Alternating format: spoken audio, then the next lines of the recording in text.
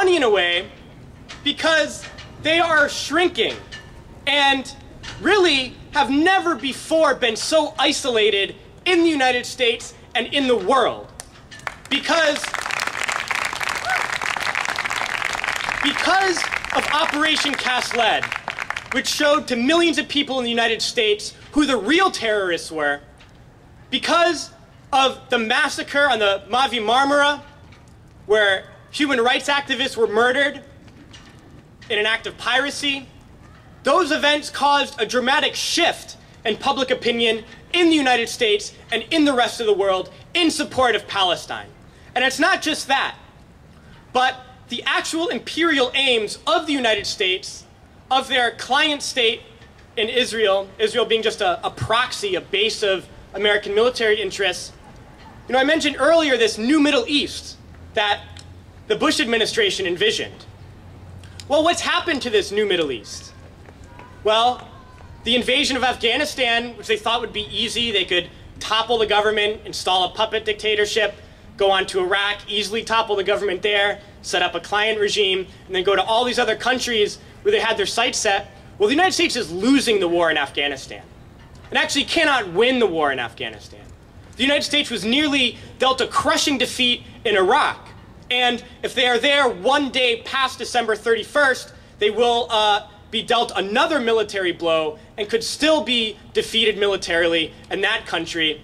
But essentially the United States was bogged down in these two countries. The Israeli invasion of Lebanon in 2006, backed by the United States, was heroically defeated by the Lebanese people, and that the attempts to overthrow the government in Iran has failed time and time again. So what we've been seeing is not only has public opinion gone in the direction of supporting the people of Palestine, but the plans of US imperialism in the Middle East, in South Asia, are failing. They are losing. They are failing at creating this new Middle East. And now these client regimes that they thought were so firmly in their pockets, these reactionary Arab regimes in Egypt, in Tunisia, those too are rising up in revolt and throwing off the shackles of imperialism. And so now for us, living in the United States, living in the heart of the beast, the most important thing we can do is continue to struggle, continue to fight, continue to give solidarity, because the world is changing. It's changing in favor of oppressed people around the world, and we can help move that along if we all continue to organize and fight together.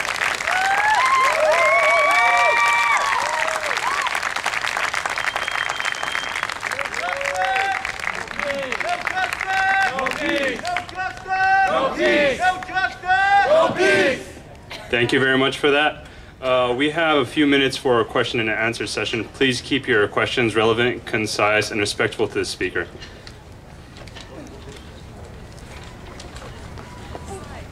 Over here. I heard that the U.S. was actually increasing aid to Israel. So is Obama any different than Bush when it comes to U.S.-Israeli relationship? Can't hear you. I'll repeat it. You want to take a couple or?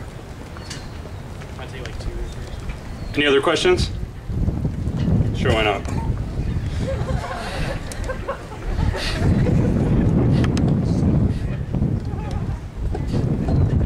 Yeah, my name is Gary Faust. I'm a teacher here. I'm also an Army veteran. Unlike you, I did not serve in combat, but for that reason I respect your military service. But I do not respect anything you've done and said since you took off the uniform. You have defamed our military. You have defamed the soldiers that you served with. And as an Army Please be veteran, respectful, sir. Please be respectful. I was proud to wear that uniform. Okay? You have defamed that uniform and brought dishonor to it. I've seen this group bring a lot of despicable speakers to our campus, but young man, you take the cake.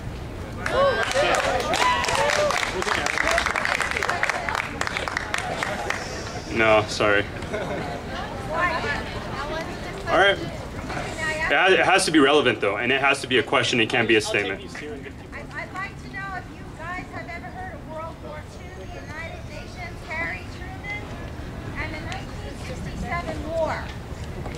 And why do you think that it is okay to sit here and spew lies to impressionable young minds and think that we are going to let you do it? Answer the question. And laugh because you've just been Yes, I have heard of World War II.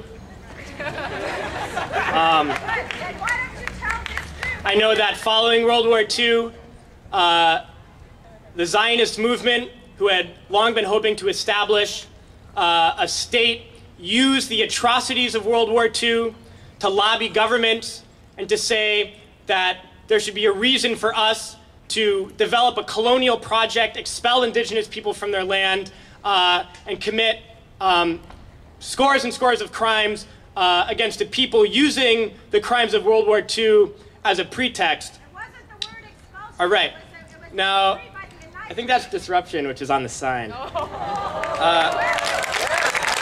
In response,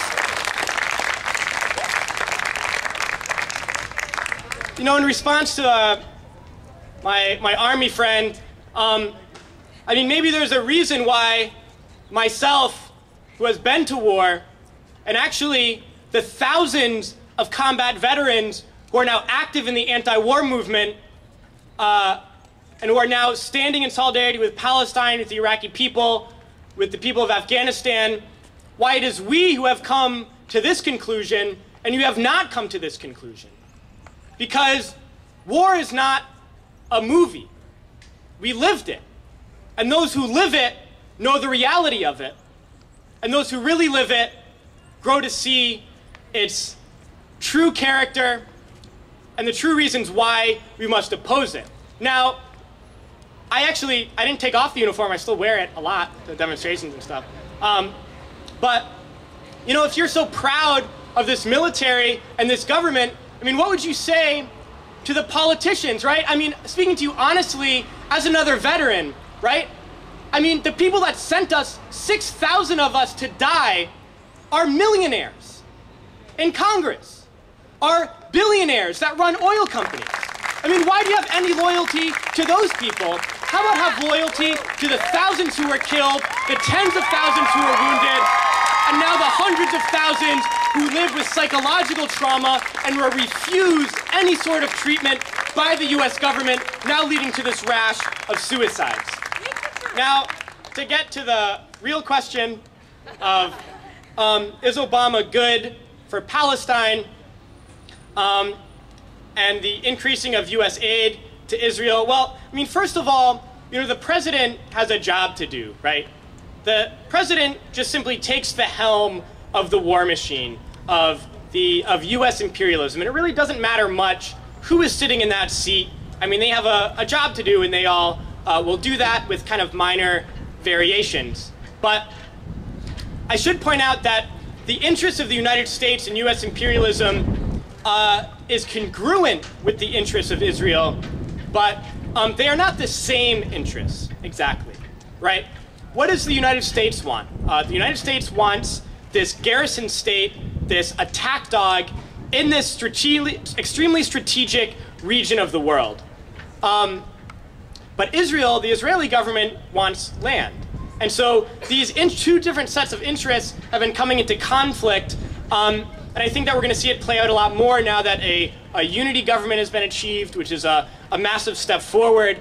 But the reality is that US imperialism needs this garrison state, right? There's going to be no establishment politician who's going to come into office and withdraw all of that aid because it is essential to the plans of global domination in the most important region of the world for the oil giants and the others who profit from these occupations. But the thing is, we don't need the politicians, right? We don't need to wait for them to do anything. We don't need to hope that Obama is going to change anything. Because I think we were shown quite clearly where the real power lies. And it's not with the politicians, but it's with the people. And it's in the streets. And it's in organizing and fighting together side by side. And all those who have said in the past that protesting doesn't work, I mean, I think the one-word response now to that is Egypt. Showing that even the most entrenched dictatorship, the most entrenched rule of the rich, subjecting people to unemployment and poverty with a foreign policy that benefited nobody except the rich, that they did not last 2 weeks when the people stood up and they fought back. And so here, instead of looking to the politicians or the Democrats or Obama for the change that we really want, we need to realize that we can create that change ourselves and very easily by working together. And I hope some of you talk to me afterwards. I'll have some literature I can give you on how to get involved, because all of you should stay involved.